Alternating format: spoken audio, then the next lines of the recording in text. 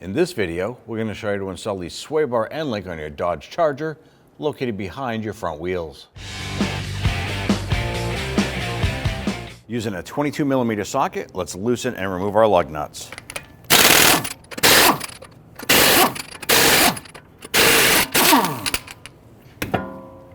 Remove the wheel and set it aside. Using a 21mm socket, we're going to go ahead and loosen and remove the upper nut here for our sway bar end link.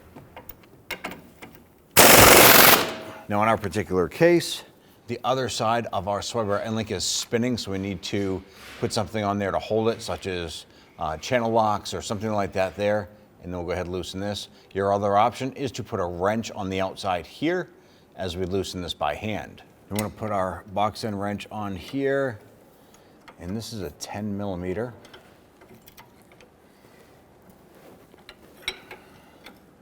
And we're just using the chassis itself to hold that 10mm wrench. Makes it a little bit easier leverage-wise. Now I'm switching over to a ratchet wrench here, and I'm going to put my 21 on here. So to speed things up, box end wrench, and I'm using the impact with a 10 on the side here.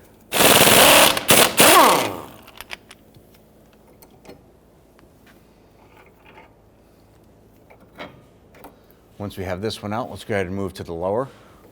And this is a 10mm.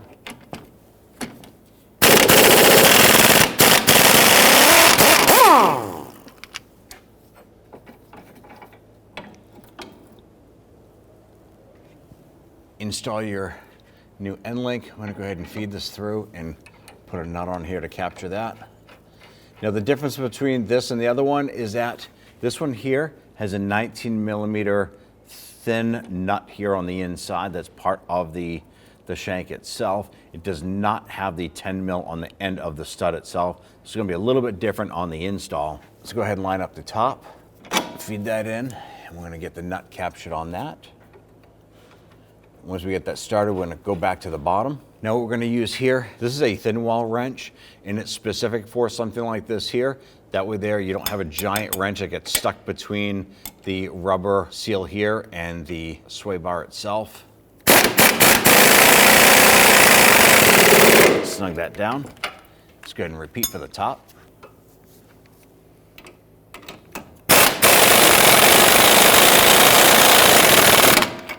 Now for torquing, the lower one, we're going to go ahead and torque this to 111 foot-pounds. We'll have to put our wrench on that, it's spinning.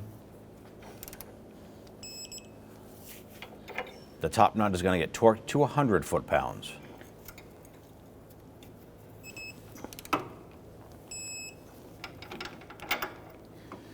At that point there, you can go ahead and install your wheel, line that up, set it into place.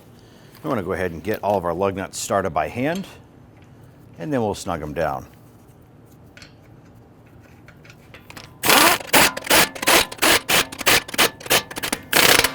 Go ahead and torque your lug nuts down to 130 foot-pounds. I'm going to do this in a crisscross pattern.